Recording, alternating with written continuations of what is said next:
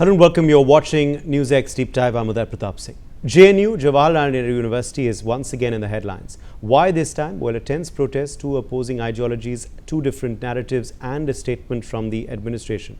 Let's unpack what is happening in the JNU campus.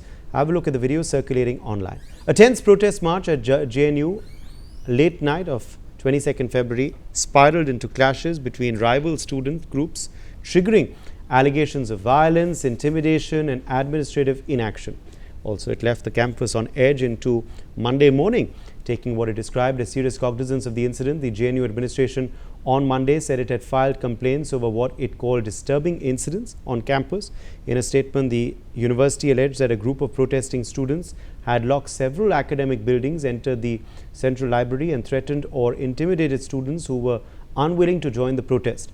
According to the administration, these actions led to a scuffle between two student groups on the night of the 22nd of February, condemning what it described as unruly behavior aimed at repeated destruction of public property and the university's inclusive ethos.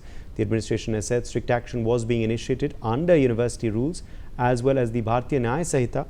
It also maintained that classes and academic activities were continuing as scheduled. The violence followed a large protest march organized by the Jawaharlal Nehru University Students' Union late on Sunday night. Over 100 students had marched from Sabarmati Tea Point towards the East Gate near the Vice Chancellor's residence as part of a mobilization against VC Shantishri Thulipadi Pandit. The protest was triggered by two core demands: the resignation of the Vice Chancellor over remarks she made in a recent podcast interview and the revocation of this rustication of elected JNU SU office bearers. Listening to the clip of the podcast that has become the point of contention. There's a permanent victimhood. And you cannot progress by being permanently a victim or playing the victim card. This was done for blacks. The same thing was brought for Dalits here. And the question is, by making somebody the devil, it's not easy to, progress. And it is a temporary type of I would say it's more like a drug. Temporarily trying to say this is the enemy, you shout at it and then you'll feel good. But it's not real. It's manufacturing reality. So I think wokeism and this imaginary, world or imaginary communities, which you had Anderson do it, now we are creating imaginary worlds where I am the permanent victim, whatever happens, and you are the permanent oppressor. That doesn't.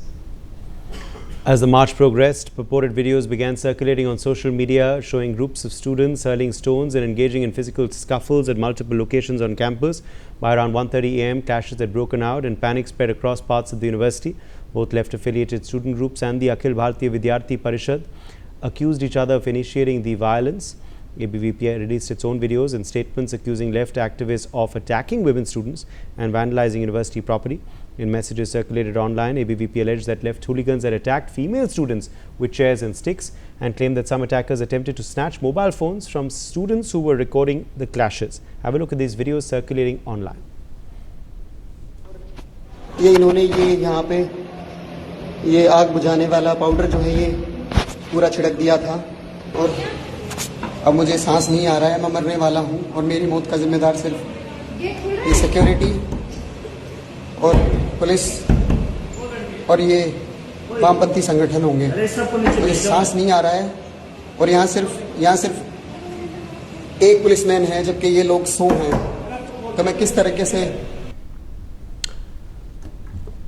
The organization also alleged that campus security personnel failed to intervene in time, worsening the situation.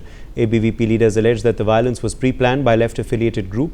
Listening to the ABVP State Joint Secretary Vikas Patel.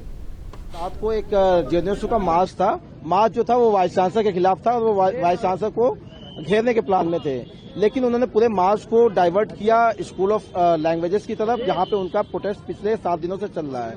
वहां पे उन्होंने पूरा एक camp बना रखा है जहां पत्थर, ईंट, लाठी सब कुछ है और वहां से उन्होंने प्लान बनाया कि जो छात्र हैं उनके आंदोलन में कहीं ना कहीं नहीं आ रहे तो कैसे किया जाए, तो उनको क्लासेस को बंद कर देते हैं, लाइब्रेरी को बंद कर देते हैं, रीडिंग रूम्स को बंद कर देते हैं ताकि वो फोर्सफुली उनको अपने जो क्लासों कॉल क्रांति है उसमें।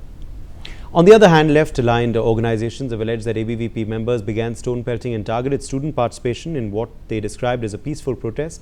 Messages circulated by left groups claim that ABVP members attacked Bahujan and progressive students who had mobilized. The Students' Federation of India Delhi State Committee strongly condemned what it described as premeditated and brutal violence by ABVP activists and alleged mobilized outsiders. In a statement, SFI claimed that students were beaten with rods, bricks were hurled and groups roamed the campus spreading fear. Look at the video released by them. Room to room.